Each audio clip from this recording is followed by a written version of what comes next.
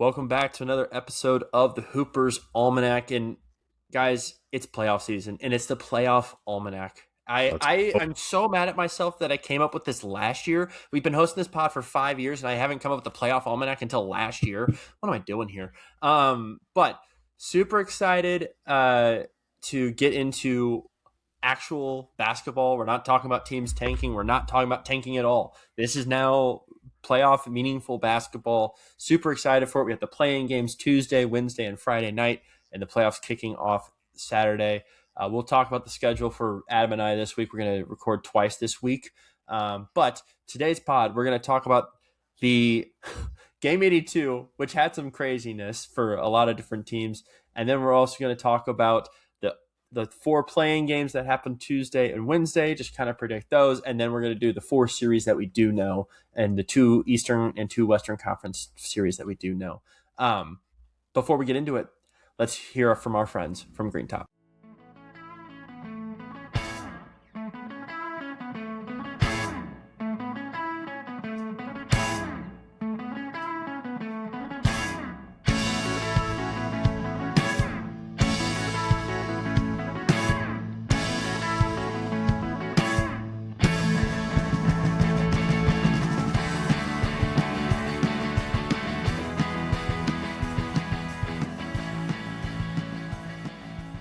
Adam, it is play-in week.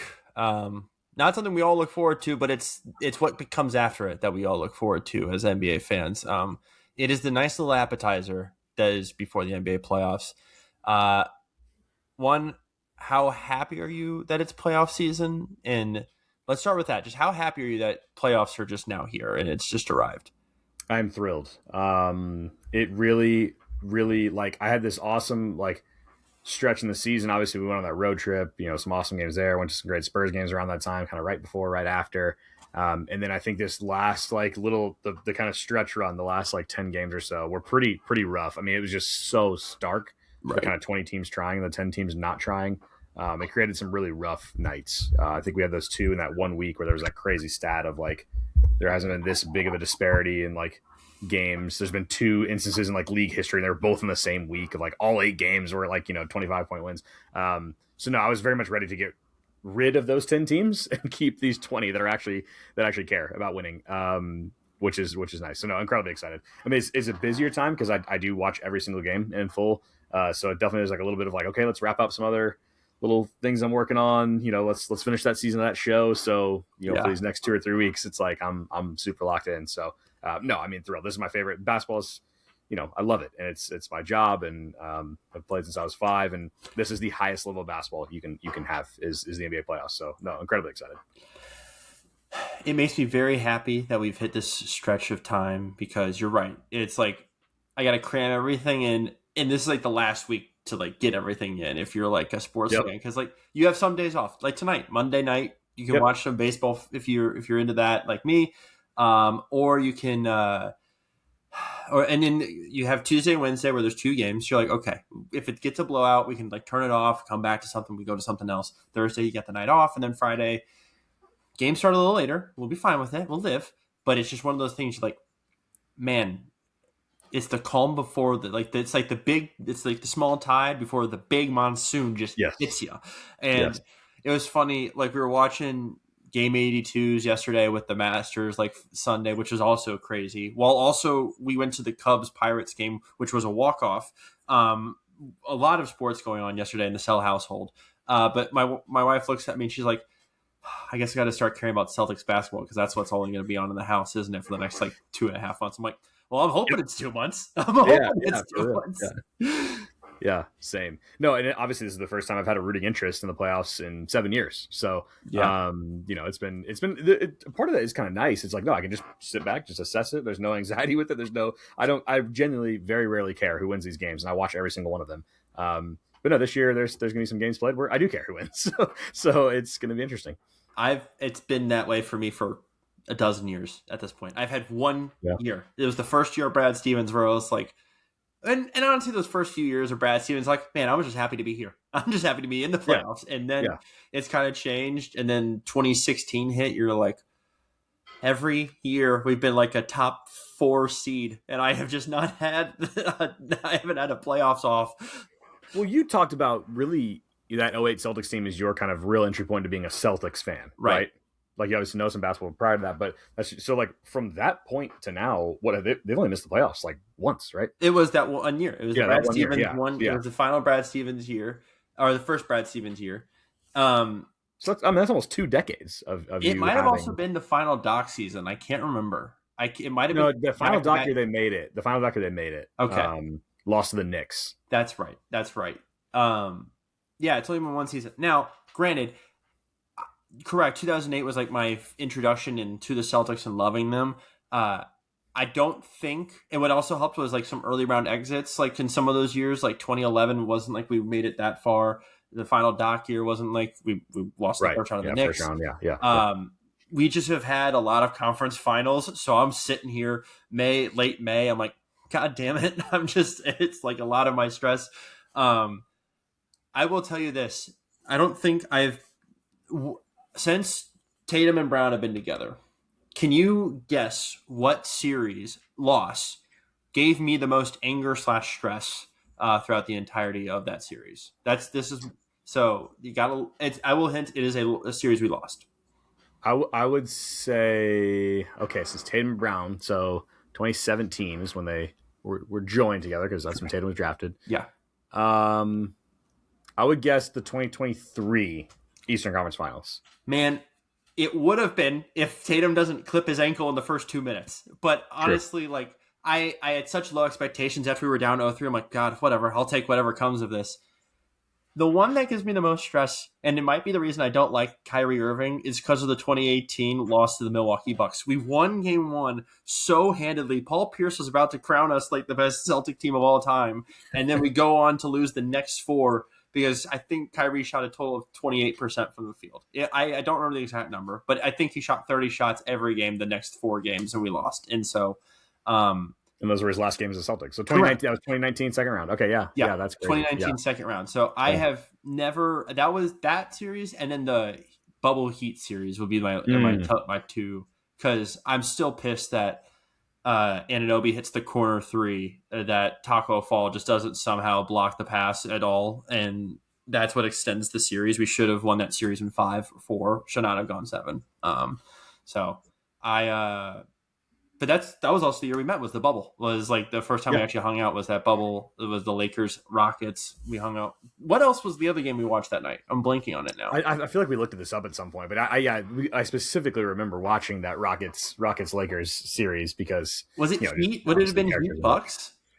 Because it wouldn't have been. I wouldn't have watched the Celtics Raptors with. Yeah, it must have been. It must have been a Heat Bucks then. Yeah, it would have been Heat Bucks. Okay, because Rockets Lakers were second round, so it had to be Heat. Yeah, it was second round. Yeah, for sure. It had to be Heat Bucks. Okay, yeah, that was also super fun. But before that, before we get to the play-in, we had game 82, which not a lot mattered, but one game, and it happened to be the team. It happened to be your team. Well, there was like 3-4 games, but the one that mattered a lot was your team playing the Nuggets, who got 18 minutes on Nikola Jokic to make sure he hit the 65 game rule. And it was like a precursor. Like the Nuggets are benching a lot of guys.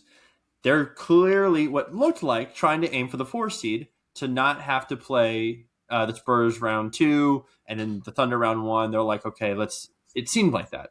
And you would also get the Rockets round 1 rather than the Timberwolves. Yes.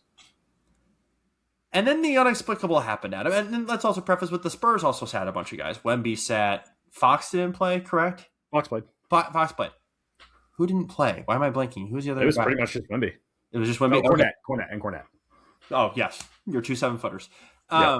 But it just felt like one of those games where you're like, oh, Spurs should win this game. And then it just went sideways, Adam. And you're the Spurs fan. Talk to me. Like, explain, because you told me before we started recording, your partner was just not sure what to do with you after this game. No, she was very annoyed. No, I mean, I was, again, this is the first time I've had a rooting interest. I mean, it's very easy for me to be like a neutral. Like I can step back and like really just like, kind of turn off the kind of fan portion. I don't like, I'm not this like, crazy, like, biased fan. But yesterday, man, I was so annoyed at the approach to Yeah. the game. That's really more what it was than anything. Look, I mean, the Nuggets played really well. It's like, like them winning was not like a total shock, but the Spurs were just trying random crap in the first half and just like different zones and different looks, and all this stuff. And it was kind of like, man, the whole like, well, doesn't the path doesn't matter that much. You should just kind of want whoever you want. It's like I understand that, but the basic fact going into the day was if you win this game, your title odds increase. If you lose this game, your title odds decrease. And I know that's not on the players, right? Like they're just going to kind of play. They don't really care about a lot of the stuff and the processes. I've been around NBA players who didn't even understand really like how the playoffs work sometimes. Like there was a guy I was around one time, I won't say who it was. He didn't really realize that all 4 series were best of 7. He played in the NBA and like, didn't understand. Yes. What? Yeah, I really think players are you have to call him out now. At this point, you gotta call this guy out. They're so laser focused that they're not thinking about like all the permutations and all this stuff, and they shouldn't, right? So it's on the coaching staff and kind of the organization to be like, hey, like we actually like this would really behoove us to win this game. Like this helps our title chances, and it hurts our rivals' title chances because it's going to make their path more difficult. And it just was like, we'll just kind of mess around in the first half. And like we'll play guys here and there. We'll keep some guys minutes limited. We'll try this zone. We'll try all those different things. Let's let Plumlee start. Let's play Biombo. Let's do all this stuff. But then all of a sudden, in the last couple of minutes, it's like, no, we're pressing. It's like, okay, do they care about the win or do they not? Now, a bunch of Nuggets role players played really well. That's you got to hand it to them. Their offense was excellent. The Spurs defense was atrocious. It was very concerning for me that it's like, wow, like not only did like the title chances dropped for sure losing that game. But I just thought the mental approach was like just not good. Now maybe we're going to sit here in a couple of months and it's like, hey, they make a run to the conference finals or finals, and it's like, oh, that's awesome. What a run. But I now think the only excuse for approaching that game the way you did is if you win the championship. Genuinely, like I will look back at that no matter what happens and be like, man, that hurt the team. That decision and that approach to that game hurt the team and hurt the chance. And I know it's like, oh, but they're all so young. They're going to have so many chances at this. The 95 Magic thought the exact same thing, right? Like that's the 2012 Thunder thought the exact same thing. Championship windows are always way smaller than you think. And you actually have a team that can do it this year. Like genuinely have a team that can win the championship. There's maybe 4 or 5 teams that can actually do it. They are one of them. And it was like, well, yeah, we'll figure it out. It's okay if we lose this game. Like that's fine. We're still the 2 seed. It's like, yeah, it's not. I was incredibly frustrated with the approach and the loss. You're missing your 2 big men. I get that. And that's the other thing too. Like you can roll that out, but the Nuggets were not playing like they were missing 7 players of their main 9. 7 of their main 9, and Jokic only played the first half. Right, and it's not like he clearly had an impact, but they went on like it was a lot of Valanciunas. Yes, he destroyed the Spurs yesterday. I mean, it was reminiscent of the 24 playoffs when Valanciunas just ripped up the Thunder like in those first few games and just out rebounded the crap out of them. It's just you didn't have a body. You didn't have a body to go get boards, and it's just what hurt you a lot. That being said, I think you can breathe easy knowing, hey, I get a play-in team. Oh yeah, the first round it changes nothing. Like I don't, obviously it didn't change the Spurs seed. So yeah, I feel incredibly confident in the first round series, no question. It just made the path after that much more difficult. I truly think the Nuggets, and maybe they are so confident that they can beat the Wolves in like 5 games. Maybe they are. It's just, and like they get like a hurt, like a not 100% healthy team maybe. I am genuinely curious their reasoning, and maybe it's one of those scenarios where like the Nuggets are like, hey, we got nothing else to do. Let's go win a game. It's like if they're not going to just play hard, the Spurs weren't going to play hard. Let's just go try to win this game and fuck around and see what we can do in this first round. Oh, definitely. I think I thought about this, and clearly I'm going back and forth a little bit here on the pod about it. I think the Rockets could have roughed them up a little bit more or given like the guards more problems than like Jokic would have had against like Şengün and whoever they would have thrown bodies at him. I think the guards would have had a harder time scoring against the Rockets. However, with the Wolves, I think Jokic is going to have to do so much more, and he's okay with like, hey, let me take the load and let everyone else like have a little bit more free time. McDaniels and Ant are both, don't get me wrong, incredible defenders. It's just one of the things of like, okay, the Rockets have such a great perimeter 4 of defenders. It's like Jokic would get his every time he wants. I think he also thinks the guards would be working their ass off to get whatever he needs. So maybe it's one of those scenarios of like we have a better offensive chance against the Wolves than we would against the Rockets. Yeah, and yeah, I feel like Jokic would have absolutely dominated the Rockets. I mean, that would have been, a huge mismatch. But yeah, and I for them, I'm like, they probably are like, yeah, whatever. I mean, like they feel confident against the Wolves this year. They played them well in the past. Obviously, they beat them a couple years ago in the playoffs, and that's something we'll talk about here in a second. But I think from Denver's standpoint, that was a massive win psychologically over the Spurs too. It's like, yo, we just sat 7 of our top 9 and then our best player for the entire second half, and we still beat you with like end of the bench guys, and you were actually trying. I thought I would almost rather because they lost. I almost would have rather the Spurs just sat everyone. Just been like, you know what? All right, whatever. Like it's fine. We're comfortable with where we are. We don't really care who we play. But that's not true. That's what was so disappointing. Is like they actually do care. They all of a sudden are trying, and they still lost. That's a bad look. Was that worse, or was the Magic losing to 7 playing Celtics?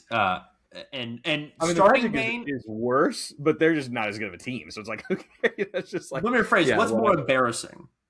Probably the Magic still, because like Baylor Shireman, Garza, and Ron Harper all dropping 30 on your head.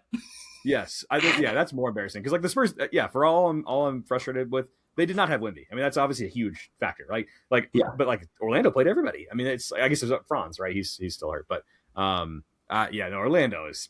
I do not want them to get in the playoffs. I really, really hope they lose one of these games and are not in. Well, I hope they lose both of them. I hope they lose both of them. Yeah, because they're second round. We're not going to worry about it. I could not tell you the excitement in my chair, in my seat that I was having. What a win for your guys! That was awesome. Listen, we didn't have a point guard. We did not have a point guard out there, and we saw we won that game. It made no sense. It was ridiculous. Garza hitting this turnaround 3 with just the stupid 2-for-1 was making me lose my mind. I'm like, okay, sure. I'm like, if this isn't the proof to play Garza over Vooch in this playoffs, I don't know what is. Like, give me that. Yeah. So, anyways, I could go on for that series, but let's put our direction in a different way, and let's point towards the next day, which is Tuesday, which is the first few playing games. And I'm gonna start my gripe here because I've texted our group chat about it. I'm gonna just rant for like 5 seconds here. Can the NBA explain to me? And I've looked up the reasoning why they couldn't do both Eastern Conference games on one day. But can someone explain to me why the Eastern Conference couldn't have been on Wednesday and the Western Conference games couldn't have been on Tuesday, or the 7-8 games could have been on Wednesday and the 8-9 games could have been on Tuesday? Because, listen, I understand Philly has to have the Flyers are playing in Tuesday and they're still in their regular season. They're playing home on Tuesday. So Philly had to play Wednesday. I understand that. So why couldn't we have both 7-8 games be on Wednesday and both 8-9 games be on Tuesday? Adam, I am losing my mind. I just need the scheduling to figure their shit out here. Because we have a 7-8 game and then a 8-9 game, and they're both opposite conferences. Yeah, I actually think it'll be a little bit confusing for like viewers who like aren't like totally locked into like what exactly this is. Like they're gonna be like, oh wait, but like the first game we watched, like that was someone got eliminated. This one they're not. Like I don't right. I think it'll be a little bit confusing for just kind of casual viewers. Now the actual games themselves, I think, are going to be great. I'm really excited about both those games tomorrow. The actual on-court basketball, and I have this very sinking feeling like Miami's going to do it to us. All of us neutrals want the Hornets in. We would love for the Hornets to get in and be the 8th seed and play the Pistons. How fun would that be? But I just have this sinking feeling that Miami is just going to Miami it and win. Adam, I'm going to tell you right now, I made the bet that Miami Heat are going to beat the Charlotte Hornets, and I don't think it's a bad bet. I had the exact sinking feeling in my heart and soul because Do you know the Hornets' record in the play-in right now? Because they haven't made the playoffs. 0-2 or 3. It's 0-2, and guess who they've both lost to both times? Miami. No, Indiana. Oh, Indiana. That's right. Yeah, there's the year with like Indiana Pacers. The year with LaMelo and yeah. But it was early LaMelo, but it was the Sabonis Pacers both times. My point is though, listen, if anyone's gonna do it, it's Spo gonna be like, let's just screw it. Let's just go win a game here and probably lose this game too. Or in wild fashion, I have this other terrible feeling that the Heat somehow end up in the playoffs. Because very realistic. Very realistic. The Heat are going to out-rebound the Hornets this entire game. Where Adebayo, Wiggins, whatever. Paquez. Yeah. I am very curious how the Hornets are just going to defend the Heat, because if the Heat have kind of fluctuated between their offenses throughout the year, they're kind of back to this like drive without pick and roll offense, and it's very just interesting. It's very ISO heavy and it's driving kick. The Hornets defense, it's solid. It's very team oriented, and it's just very much built on like, hey, we can work together and play help defense. That's when the Heat just are locked in and can hurt you so bad if you play too much help defense. And I'm worried that that's what's going to happen in this game, and that's why I'm leaning towards the Heat at all versus the Hornets. Yeah, yeah, and look, there's an experience factor, and the Heat are now totally like healthy. Like they actually like have had some good wins here. They've also had some bad losses. I mean, they're just such an up and down team, but. Yeah, I just have this kind of feeling like it's going to be so hyped in that building. It's going to be awesome. It's like if they kind of shoot poorly to start the game, LaMelo starts over 4, Con missed a couple shots. It's like Miami just kind of grind their way into like this, like 105-97 win. Just like, oh man, like this super fun team that we've enjoyed watching this back half of the year is just like done now. I hope that doesn't happen, but I have this sinking feeling like it might. Yeah, I have the Heat win the first game, and if you look back at the games, we had. The Heat went 3-1 against them. The Hornets did win their final game against them, but it was against a hurt Heat team in mid-March. And the first 2 times the Heat played the Hornets, it was when the Hornets were still bad. Like the first 2 games were before November 11th. They did beat them March 6th, and it was like a fairly even. Yeah, that was a good game. Yeah, I watched a lot of that game. Yeah, that was a good game. That was a good win for Miami. Correct. It's one of those games, too, where you're like, Ware actually played 30 minutes in this game. And you're like, this is the recipe for the Heat to win this game. If they have big bodies out there, he had 4 blocks. I think the recipe for the Heat to win this game is to stay big, and they're going to do that. The recipe for the Hornets is to hit threes. Like, that was a night where Kobe White actually played, and he went 1 of 6 from three-point land, 4 of 11. It's one of those nights where LaMelo Ball can't go 7 of 22 from the field. It's one of those nights where you can't have Diabate. Did have a lot of rebounds, but you need someone else to be rebounding with him. And that's where I get so concerned about who else is going to be on the boards with Diabate against this slightly bigger Heat team. Yeah. So that's where I get concerned, and that's again, I think you're absolutely right, and it's going to hurt I think it's going to hurt the average NBA fan. I have some Hornets fans semi in my life, for some family friends, and they have been texting me nonstop about how happy the Hornets made the play-in. If that doesn't tell you how happy they are, they've been so excited that we had Con winning the Rookie of the Year between our votes. I just think they're going to be very disappointed with how it goes against the Heat. I know. I think if they get through that, I think they'll win the other one. We'll hold our thought. You want to do both East games now? Let's do the East first. Okay. Yeah. So, because that's the 9-10 game that's on Tuesday night. Again, already the confusing part. Confusing part. And then we got the next night, Wednesday night, which is the 7-8 game, and that's the Magic Sixers. And already talked about the Magic. What a shitstorm they've been. I think Mosley's gone at the end of this year, especially if they don't even make it out of the play-in. If they don't make it out of the play-in, they're done. Yeah. I think the Sixers beat the Magic without Embiid. I do too. I don't know how Orlando is going to stop both Edgecombe, just stay in front of Edgecombe and Maxey. I just don't know who they. I mean, Suggs can maybe do one guy. He's been hurt so much. I worry about his first step on defense. But Maxey and Edgecombe, I think you could, if you can bet it, do 60 points between the two of them that night. I think you could see a 35-25 between the two of them, or 40-20, or 30-30. I just think that 60 points would come from those two guys that night. And I have a feeling Kelly Oubre is going to just hit like 4 threes. It could be a big Paul George game too. I mean, he's looked awesome in some of these games. And they also had a completely stress-free like blowout win on Sunday, whereas the Magic were embarrassingly beaten in a game where they were clearly trying to win. They brought Desmond Bane back in the game when the plan was for him to only play in the first half. And they lose to, like you said, your boys. So that flips home court, and that might be enough though. Like I think had Orlando just won that game, taking care of business, had that game at home, maybe you slightly favor them, but they're just playing so poorly on a stretch. It just seems like they're kind of like ready to quit, like whereas like Philly, I think really has like found something. since Paul George has been back. So I would go Philly. I think it'll be close, but I'll go Philly in that game. So Philly would get the 7 seed and play your Celtics. And you know what? We did this recently. Celtics are 4-0 against them since Tatum and Brown have been together. I think the last time we lost to them would have been the Iverson team in 01. I think that's the last time we lost to them. Maybe it was an 04 team in there too. I don't remember off the top. Yeah. I don't think Philly played Boston in 01, but they played them right around that time a couple times. I know we went to the conference finals in 02 and lost to New Jersey, but I can't remember if it was the year we beat Indiana. I don't know. There was a year where we did lose to the Iverson team. I do remember that. Okay. The last time the Magic played the Sixers was in January. And Embiid did play, but it was also, I believe Franz was out for this game. Let me double check. Well, basically every game. Franz was out for this game. Noah Penda was playing 30 minutes for them. And he's a good player. He's a rotation player. Don't get me wrong. But they were missing Suggs. They were missing Franz. And so I am curious how that works out. Let's touch on the Magic real quickly here because we talked about just their game 82.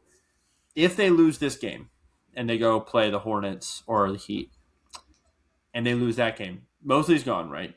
Yeah, definitely. Do they send Franz or Paulo away too? I don't know. I that seems like the obvious thing, but it's like maybe you give the new coach a chance to coach the whole crew. Let's actually see and give them a chance to maybe be healthy at the same time. Like it's just one of them feels like they're always out. And I don't think they do that right away. I think they would go coach first, and then like at the next deadline, if it's still not working, one of them is gone. I agree. It's one of those things where I think the only concern I have is, the guy who everyone wants right now is Giannis. And I feel like he could be like an offseason move, and he's going to be an offseason move. So my question is, do they feel like they need to hop in for that offseason to go now, get? If that's the trade you're making, then that's something that would happen in the summer. But if it's not for someone of that caliber, like it's more draft capital and another really good young player, that's I think that would wait. Yeah, fair enough. Okay, so you have Philly. I also have Philly winning, and so we do feel like we're gonna have a Florida. I feel like we're gonna have a Florida matchup for that final 8 seed, and I think Miami beats them. And it's I think we're gonna have the 10 seed Miami Heat make the playoffs, and it's. Listen, I should have done the count for the over-unders for the pod tonight because this is what I won on was the over. I had the over for the Heat and you had the under for them. And they hit it.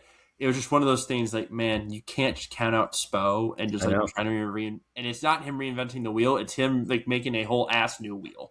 It's like, he's like, I don't have 4 spokes anymore. I have 3. I got to figure out he's making the tricycle basically. And he's figured it out and I don't understand it. No, he's the best coach amongst this group, kind of trying to get in the playoffs. He's great in kind of one-game situations, just tinkering with different things, adjustments, stuff like that. Yeah, I kind of just got a feeling. I do think whoever wins that Charlotte-Miami game beats Orlando. I definitely So Charlotte can get by Miami. I think Charlotte beats Orlando. Or Philly. I actually think they would beat Orlando or Philly. I think Philly beats Charlotte. I think that's the thing. I think Philly can beat Charlotte. Worry about Philly against Miami weirdly. I don't know what it is. Maybe that's just a mental thing for me. But I do think Philly can beat Charlotte. I think there's a little bit more experience there even in Philly with some of those guys too. There is, a lot more. So, okay, Western Conference. Let's stick with Wednesday because that's the 9-10 game, and that's the Clippers-Warriors. Is this the game you're least excited about of the 4? And would it be weird to say that the fact that there's Kawhi Leonard and Steph Curry playing in this game? Yeah, I was saying no. I'm not. I'm least excited for Orlando. That's fair. Orlando, Philly. Yeah, no. I actually think this game could be pretty fun. It'll be an Intuit. Should be rocking. Yeah, I think that'll be cool. I mean, this Warriors team is just such a. I mean, who the hell knows? I mean, it's I think the rule should be you have to be within 3 games to even get this game. They're not going to do that, but you and I agree on that one. And they would not be. So this game wouldn't even happen. It would just be like the Clippers would just be waiting for the loser in like my scenario. Yeah, because the Clippers are within 3 on the other side. So yeah, the Clippers would be waiting for the loser if I had my druthers. But I think the Clippers are going to win this. But it's just like I don't know that the Warriors have just won so many like big games, like those the Draymond, Steph, and Kerr, and they've gotten a little bit out of some of the role players recently. Like they've actually started to kind of, I mean, because Steph has been out for so long, like they've kind of got minutes from a bunch of these guys that might actually be ready for a big moment like this. The Pods Clippers are finally not playing well right now. no. Pods finally got 30 points in his career. He did. Great for him. Yeah. No, it is one of those weird moments like you're catching if you're the Warriors, you're catching the Clippers at the right time. Because once again, Bill Simmons had the biggest boner for the Clippers because he's a season ticket holder, and he just wanted to like go crazy for them because they had this hot stretch. Which, listen, they had a crazy good stretch. Don't get me wrong. I think one of the craziest things though is the fact that they were still only fighting for the play-in. They were never, in my mind, a playoff team. Yeah, maybe. And listen, who even knows if Leonard's actually going to play? Like that's the other thing too. Like we could wake up Wednesday morning and Leonard could be announced out. So I also have the Warriors winning this game, but I'm going to be also honest. I think I'm least excited for this game of the four of them. I understand the people's the unexciting basketball that comes out of Orlando, Philly. I get that. Like I'm actually interested in that game because it's like the team whoever wins that. Oh, yeah, of course, team. Yeah. But this might be the game where I'm like, man, okay, I will sit here Wednesday night and grind through this, and it's gonna be a great day just because it's basketball and it's actually my last day of my current job, so it's just gonna be a lot of good vibes going that day. But yeah, I think I'm least excited for this game of the four. That being said, I'm going to be still watching it, and my wife will have to deal with the fact that it's going to be on the TV as she's falling asleep that night. Yeah, no, obviously it's a late game, so no, we'll see. That one's just one of those like, yeah, could be fun. Could end up being a blowout either way. That wouldn't shock me. I'm going to pick the Clippers though. You are going to pick the Clippers. I am going to pick the Clippers. So you're going Warriors. I'll go Clippers. I'm going Warriors. Yeah, I think you're right about just the timing of everything. Listen, I think if the Clippers had Zubac still, different story. Yeah, they'd kill him. But Mathurin has just gone off the deep end here a little recently too. It's back to the reason why the Pacers were like, we're good. We're good not giving you the extension here, Jim. Okay. And then the game I think I'm most excited for is this Trailblazers Suns game, which is happening Tuesday night. I'm going out with our former co-host Aaron Carter. We're gonna go watch the Hornets Heat game, and then we're gonna stay out and watch this game. And I am actually the most excited for this game because, like I said a few weeks ago, the Blazers have become my like West Coast team to watch. I have just loved this collection of guys. I think the Blazers are actually going to win this game, and they're going to play your Spurs in round one. They have fluctuated so much throughout this season. The end of the year, they went 3-2 to end the year, but two of their losses were against Denver and San Antonio, beating the Pelicans, Clippers, and Kings. Man, I am very excited for this game, and I'm very interested to see what happens. And I do have the Blazers winning, though. Yeah, I'm leaning Blazers. I saw them last week. I don't know if I even told you that, but I went to the Blazers and Spurs game. And was impressed with quite a few of the guys. I enjoyed it, but it'd be a pretty nice matchup for the Spurs. I'd be pretty happy with that matchup because I think they would be able to keep it at arm's length at all times. Maybe Portland sneaks one, up in the Pacific Northwest, but I think the Spurs would handle that series pretty easily. Whereas I think Phoenix has played them better this year.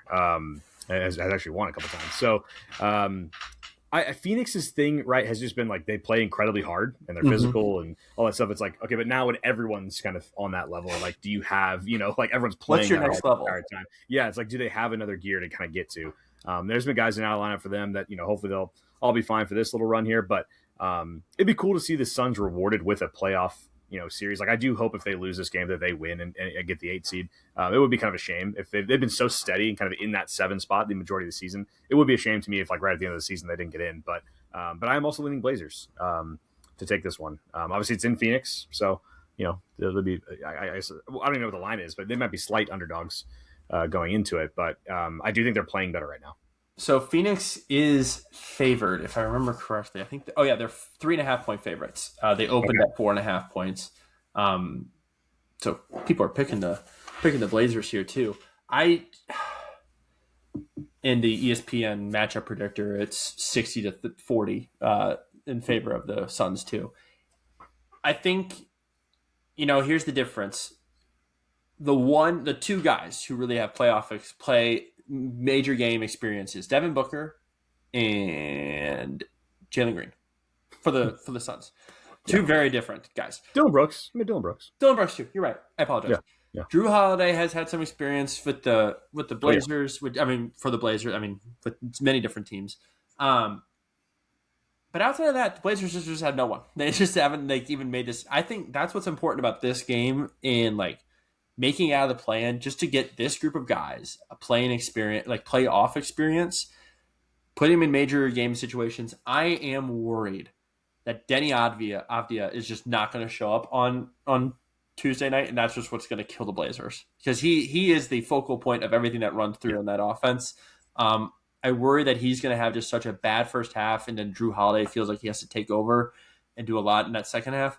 Very curious how that's going to work. But the matchup this series, the Blazers have won 2-1.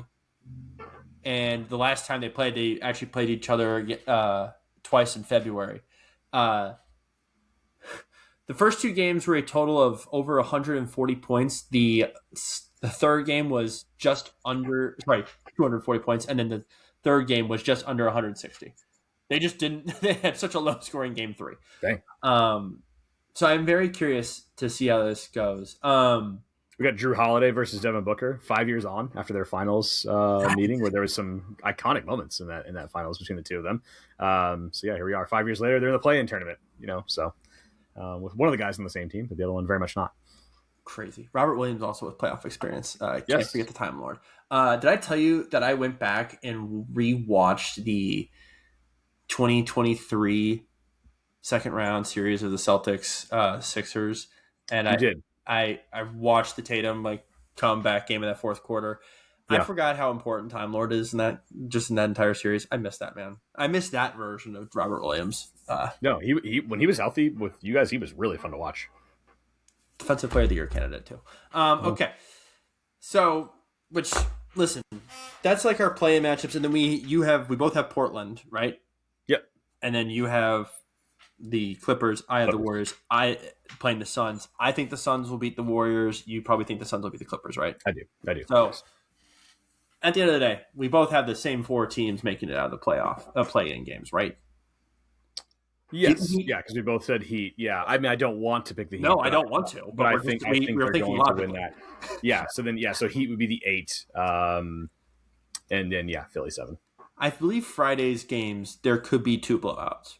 I feel that there could be 2 blowouts on Friday. Yeah, and then one of them will be winning by the Heat. That's just wild to me. God, okay. But outside of that, we also have 4 playoff series that have been confirmed. We know they are both 3-6 and 4-5 series are confirmed on both sides. What series do you want to talk about first, Adam? Let's go Nuggets Wolves. Is that the most intriguing series for you? It is to me, yes. Absolutely. I also agree, by the way. I just want to clarify because it's the highest quality 2 teams. And there's history. Yeah. There's been some history between these 2 teams already. The crazy 7-game series that happened in 24, or was it? Yeah, 24. Yeah. Just such a fun matchup, and we got some new characters. Randall's in it now, and instead of Cat, and the Nuggets are just such a deeper team than they had in that 24 series too. You can feel it. Yes. Now I am curious just how this translates to this series, because listen, Adam, like we've said many times on this pod, the Timberwolves make it out of the first round. You just bet them to go to the conference finals. So that means they have to then beat your Spurs probably. I know. But what is the most intriguing part of this first round matchup of the Timberwolves Nuggets? I think it's the 3s and 4s of each team. Do we get Peyton Watson? That's key. Because if we do not, that's a little advantage Minnesota in terms of kind of the big wings and the Nas Reeds and right. Do we get Jaden McDaniels? That's if those 2 guys are both out, that kind of nullifies a couple of strengths kind of for either team.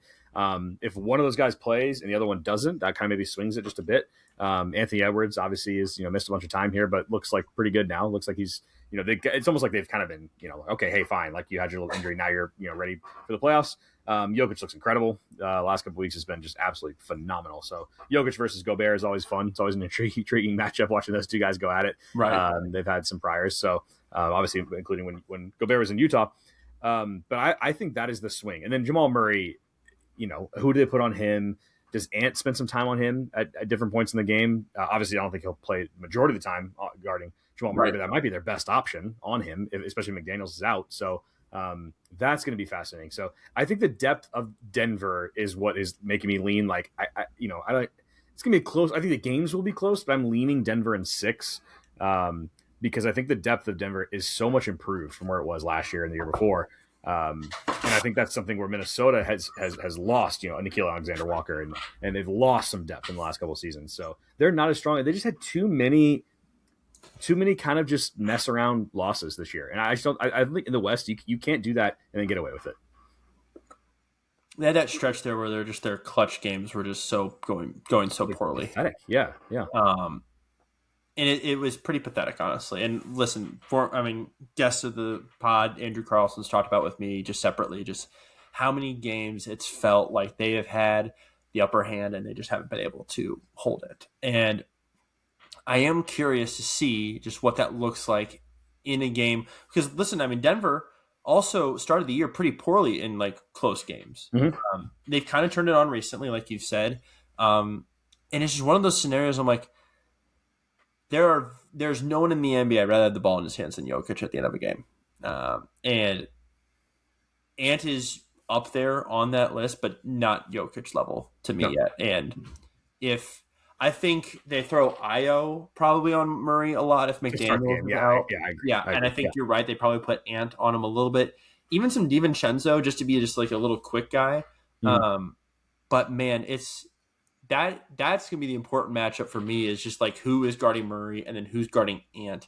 Because it's probably going to be Christian Brown for a lot of it. But I think Ant has just learned how to be like overpower him a little bit just physically. And that's just what's going to hurt them. If we don't get Peyton Watson at all in the series, that's great news for Ant. Yeah. Will Peyton Watson start over Cam Johnson? I would. I would. I would maybe hold off for like a few games that Peyton let Watson get his feet back under him. But I think you should too, because that would be just the matchup that helps you out so much. Because then Brown can just help on McDaniels because he's been honestly, McDaniels has had an incredible year scoring wise too, and he's just been super important for this Wolves team. I think that is one of the things I am most curious about. McDaniels would be my like third. If I could have had like a McDaniels on any team, like he'd be perfect. He's the perfect fit for this Wolves team right now. I think he's just the good tertiary option to Randall and Ant. He's shown that he can be a second option out there on the floor with one of those two out there with him.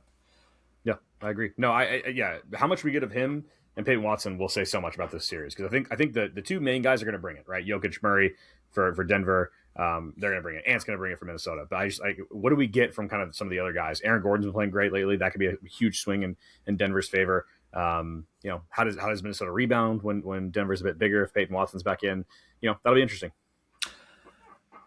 I have the Nuggets in 6. You have the Nuggets in 6? Okay. Nuggets in 6, yeah. Okay. If I knew we were getting Watson but not McDaniels, I would almost pick a sweep. But I just don't know what we're gonna get. It looks like they're both coming back. Just by quick searches, it looks like they're both coming back. So hopefully that's the case. That's a series I'm very curious about. Maybe Tim Hardaway even starts to start that series too, just to be a shooter for them too, for the Nuggets. Okay, I want to move back out east. Is that okay? Let's do it. I hope we're doing the same series. I want to talk about the Knicks Hawks for sure. That's my next pick. Because listen, Saturday's gonna be so much fun. There's not a bad game on Saturday. We'll get to the Cleveland Raptors game, but my point still being there's not a game I'm not excited about. Let me put it that way. Did you see this stat though? The fact that the Raptors swept the Knicks this entire season. I did not. That's why the Knicks didn't want to play them. They're like, oh, thank God the Hawks lost because they're like, we'll play the Hawks. But I'm like, none of those teams have been apparently a good matchup for you because Yeah. I was listening to Isola on Rusilla today. He said Barnes was guarding Cat, and that was the biggest issue. They could then just like put Pirtle off in the corner and just be like on Hart, and Pirtle's got a length, good enough length that you're like, hey. And also apparently the Raptors would go small against them. And I've watched a little bit of the Raptors this year, especially when they go small. It's one of the and with like Colin Murray Boyles, Yeah. they are such a fun team when they can go small and they can get out and run. But we're not talking about the Raptors right now. We're talking about the Knicks Hawks right now. This is the one I am like second most excited about behind the Wolves Nuggets, and it's a series that means a lot to me. And I mean, same thing for the Nuggets Wolves for you because it's like, hey, this is the potential team we possibly be playing in the second round if we make it out of the first round. Especially same with my Celtics. I think, listen, I think the Knicks are probably going to win this series, but I think the Hawks have shown how much better they have been, especially recently since the Trae Young trade, of course. We talked about two of their guys last week with Jalen Johnson and Nickeil Alexander-Walker being like most improved candidates and just how well they've been for this team. I am so excited for this series because it's two very different teams playing. It's a duo of guys in Cat and Brunson versus how much the team plays in the Hawks. And there's some good and there are bad ways that can be handled because, like, listen, the Hawks have relied on CJ McCollum a lot in these clutch games. Wish they would do a little bit more, and more recently, and even Jalen Johnson more recently too. But it's been a lot of McCollum at the end of these games.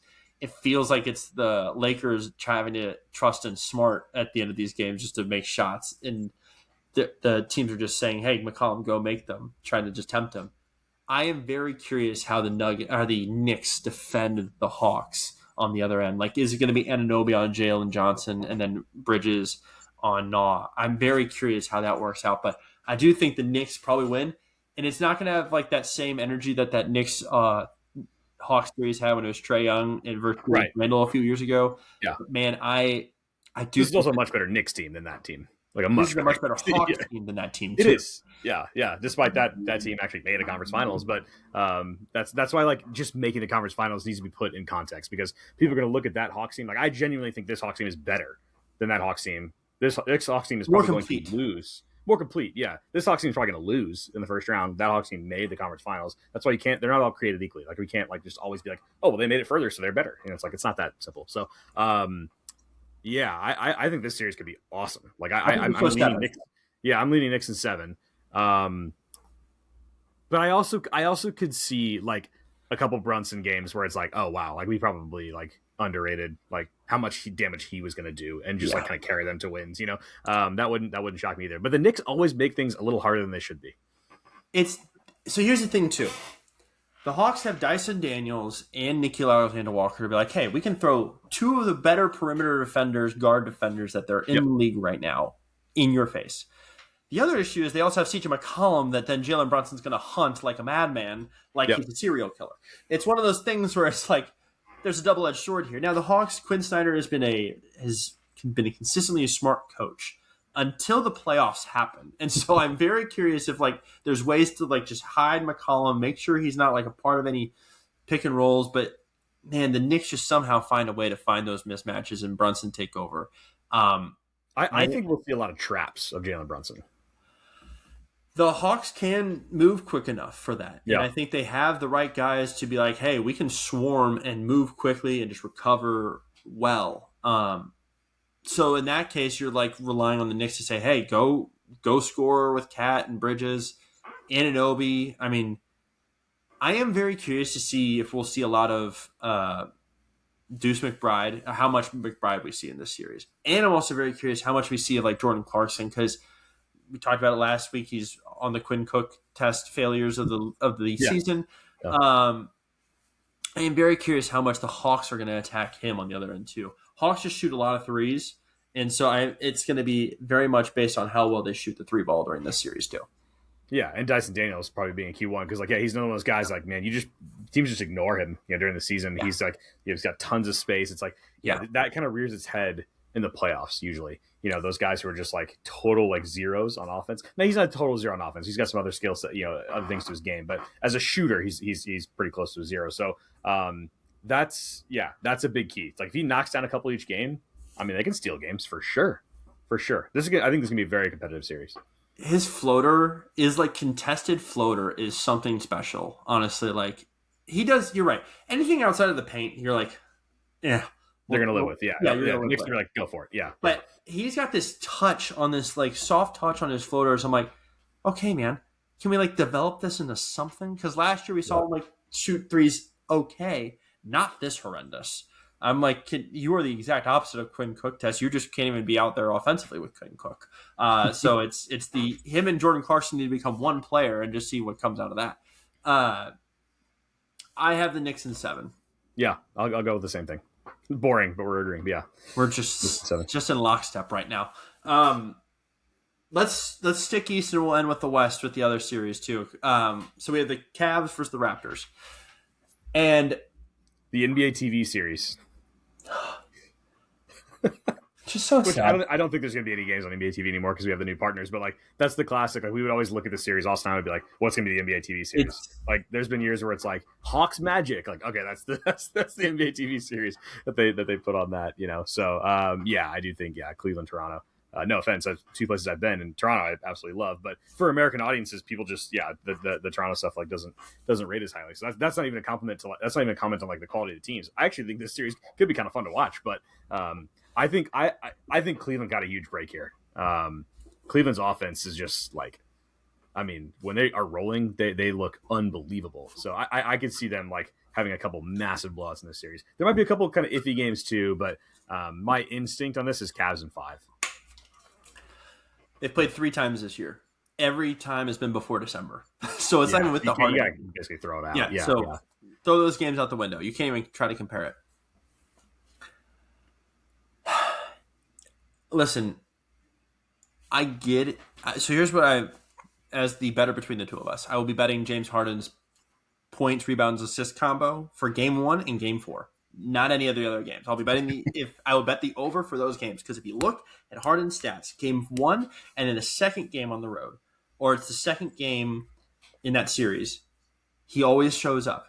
And so I'm like, okay, what are we doing here? What's happening here? So I think game 1 is going to tell a story of what you can expect from Cleveland. Because if it's a lot of Harden, then I get worried. But if it's a lot of Mitchell and Harden, just like the team working cohesively, I'm like, oh, this is special here. We got something good.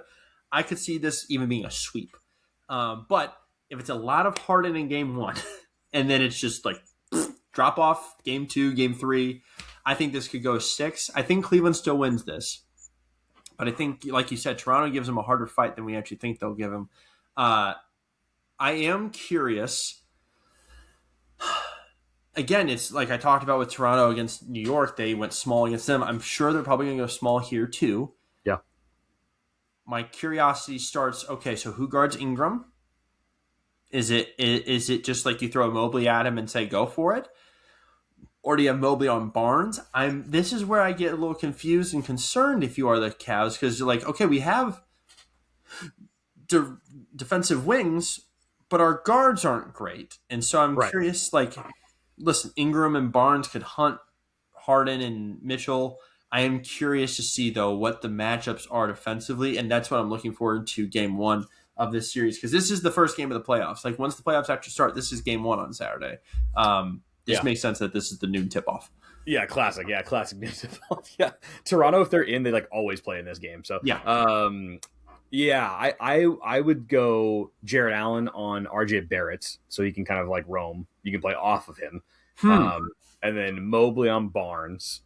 And then Ingram, that could be kind of almost like a by committee thing, but they've kind of messed with their starting lineup a little bit throughout the year too, Cleveland, right? Based on who's kind of available. So we'll see I guess if it's just like the kind of traditional starting 5, maybe you would go Allen Barnes, but they'll probably play plenty of time with Mitch with Mobley as like the 5, and they'll go a little bit smaller. I mean, Cleveland has a lot of options, like tons of different lineup options, whereas Toronto just doesn't have that. They're always going to have either Harden or Mitchell on the floor pretty much at all times, and then Schroeder is like this kind of like playoff wild card that I love that pickup. And he'll harass whatever Raptors guard he plays against. So I just think like the Raptors, it's another one of those teams like Phoenix where it's like, man, really cool story you got here. You're better than most people anticipated.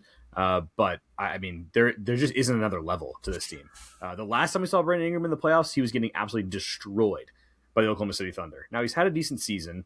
Don't think he should have been an all-star, but he's had a decent season. I don't know, man. I just like, there's just a level that like Cleveland can get to that Toronto can't even approach. I think you actually throw Allen probably at Barnes now that I think about it. And I think you throw, because Mobley on. Well, I think you throw Mobley on Ingram then, because Yeah. Barrett, Barnes is the worst 3-point shooter between Barnes and Right, Barrett. but he just has the ball so much. I just feel like you can't you can't play off him so much. Like he has the ball a lot. That's true. That's fair. Interesting. I don't know. Barrett seems like stats wise, is a decent enough 3-point shooter this season, like just around 34%. Not like awful, not great, but it's like good enough that you want to maybe have a serviceable defender on him, and not just have to like live and die by his 3-ball. Which maybe you're just wanting to play that fate and just see what goes on. Yeah, you might be. Well, Allen can move a little bit. It's not like he's just like ground down center. So yeah, that is going to be kind of tricky. I mean, there's the thing is they have other options they can go to. Like again, you can just play with one big, put one of the big wings out there. Yeah, Dean Wade if you want, and it's like all right, we're fine. Yeah, that's fair. If they play Dean Wade more, I am curious to see how they do with that. Cavs, Brad Daughtry cannot get enough of that stat. The fact that the Dean Wade plus minus, which I again put the Cavs just near Brad Daugherty. I was like Brad Daughtry. I was like who? Like Brad Daugherty. Sorry, yeah. Daugherty. God, that was bad by me. I was like, wait. For a second, I was like, who is he talking about? Okay, he replaced Carr as the worst color commentator in the NBA right now. Yes. I mean, listen, they just seamlessly handed the baton off to even not as bad as Carr, but he is damn right terrible. Cleveland Cavaliers' worst broadcast experience in the NBA. Yeah, just on NBA League Pass. That being said, I do think I am going to bet that the Cavs win this in 5, and it'll be close series, it'll be close games, but I think Mitchell and Harden. I can't believe I'm saying Harden is your clutch scorer in the playoffs, but it's that versus Ingram and Quickly. Yeah. Big. You know what? Here's what I'll say. I think Quickly, the combination of Quickly and Ingram will win them a game, and that's it. And that'll be the one game they can get out of this team. So they'll get one in Toronto. Yeah, they'll get one of the ones in Toronto. Probably game 3. Okay. Final series. Is this the one you're least excited about of the 4? Yeah, which is a shame because if the Lakers were healthy, I actually think this could be pretty fun. But they're not. I mean, it's just they're just so depleted. I mean, it's like any of the other teams. If you took off their best and third best player, it's like, well, yeah, they'd look significantly worse. Like it's. I mean, imagine any of these teams like, oh, Thunder. All right, you don't get to play with Shea and J-Dub. All right, well, like go for it, Chet. It's just like. This is just such a bummer that they're now I guess it's rumored that we may see them at some point like late in the series. I don't see that. I also it's not going to go long. Like it's just not going to go long enough for them to kind of rush back, and it's such a shame. And also like part of my frustration with what the Spurs did yesterday too is like this is now allows the Rockets to win a playoff series, and this team should not be winning a playoff series. Like they're not one of the 4 best teams in the West. I do think if Minnesota would have been the 6, Lakers 3, Minnesota beats the Lakers easily. They beat them last year, with Luka, but Minnesota beats them easily. And then we actually have probably the 4 best West teams in the second round. Yeah, that would probably be better for just ratings too. Yeah, but now we can't do that. So no, but you know what? The LeBron fans are just gonna love it if somehow he can win a game against this Rockets team. And if the Lakers won this series, that would be like one of LeBron's greatest accomplishments. Genuinely, I mean that would be incredible. If they won a series with this roster, that would be amazing. I was just saying one game. If they win, you said one game. Yeah, no, yeah. I mean, yeah, I think they'll win a game. But yeah, Houston. This is just a huge mismatch in terms of just athleticism, speed. I mean, I don't see how the Lakers consistently score. So it looks like Reeves would be series number 2 if they make it that far. Yeah, Doncic would be like game 4 if they made it. If they felt comfortable bringing him back. Okay, if it's 2-1 and they get Luka back, it at least is interesing. I don't think you risk it if it's 2-1. I think if it's 2-2, sure, but I think and who am I to say? I didn't think Jason Tatum was going to look this good when he came back, but who the hell knows with Luka? These treatments in Spain, what are they doing to you there? No, I mean a hamstring. Like obviously, you can totally tear it, and that's obviously really bad. But he does have a whole offseason to recover it, so it's like it's not quite as big of a risk because if he kind of feels it, he can just be like, hey, I'm done, Yeah. So it's not quite as big of a risk as like an Achilles where it's like you're gonna be out for a year, or 10 months like Jason Tatum. But don't you get timeline short, my friend. Yeah. Like I said, 2-1 and Luka comes back. All right, it's at least it's interesting. But no, I think Houston wins the series for sure. I understand that. I have Houston winning in 5. I have them winning, which is crazy to say. We're gonna have the 3-6 series go longer than the 4-5 series. Yeah, significantly longer. Yeah, I would also say Houston in 5. If we get no Luka, then Houston in 5. Totally agree. Okay. To recap, we have the Heat as the 8th seed, and then we also have the Sixers as the 7th seed. We then also have the Suns as the 8th seed, and then we also have the Trailblazers as the 7th seed. We both have, we basically ended up doing everything the same. We both have the Knicks winning in 7. We have the Cavs winning in 5. We have the Rockets. Did you have the Rockets winning in 5? Yeah. I'm assuming no Luka, so yeah, I'll say Rockets in 5. Rockets in 5, and then we also have the Nuggets winning in 6. Yeah. Okay, so we have Cavs in 5. Cavs in 5 too. Yeah. You'll notice we didn't talk about 4 other teams because we don't know what their playoff matchups are. Yeah, that's what we're doing Friday night. Friday night after the playing games are all done, we're gonna give you a weekend pod. Oh my, boy, will we! And it's gonna be a late night Friday night when we record, but it'll be worth it, and I think that'll be great. This is kickstarting just what our playoff coverage is gonna be. We're gonna record Friday night, kind of preview the last 4 matchups before we get into everything that happens Saturday and Sunday, and then Adam and I are going to come back, I don't know, maybe Sunday night after the first games are done, and then we'll record Sunday night after game 1s. That's what we're thinking, yeah. Yeah. And then first game is the last one, so yeah. Yeah, and then we're going to try to do some just intermittent check-ins throughout each of the playoff series, playoff rounds. There's some travel between the both of mostly me, that's going to take up a lot of the time, and hopefully Adam can get his brother on to hopefully do some of these and get the Johnson Magic pair over on the Hoopers Almanac. But either way, we're going to have some good pods coming for you the rest of this playoff series, this playoff just season. Thanks for everyone for listening. This week, I'll just say this too. This has been the best analytical week of the Hoopers Almanac, which thank you for everyone for listening. I just have to ask, and we've talked with just some other people not associated with Hoopers Almanac yet. Can someone tell me who the hell Other is? What other podcast platform y'all are listening on? Listen, I got the numbers. I know where y'all listen. I know where you're in, but can you tell me the platform? My God, yeah. It's only classified as Other on my database. It's not Apple. It's not Spotify. It's not Amazon. It's like we don't even know. Like iHeartRadio, Adam. It's just it's. Listen, they give me so many different, weird different links, and Other is just filled to the brim with all these people. And I just want to show my appreciation to the people of Southeast Asia who keep listening to our pod. And I appreciate you. But thanks everyone for listening. This has been a blast. We're going to come back again on Friday, like we said, and then we'll just be rolling this playoff season. Actual basketball. I love it. Real basketball with stakes and teams trying. I love it. Me and you both, my friend. Go Celtics. Go Spurs. Who do we throw here? Let's go Hornets. Let's go Hornets again. I'd love to see them in. That would just be so much fun. God, listen, we're putting so many eggs in the Hornets basket. We know they're losing, man. It's not going to go well. But we'll say go Hornets. And you know what? I'll shout out the Reynolds family, who is a big Hornets fan in my family's life. So there you go. Go Hornets as well. Have a great rest of your week, y'all.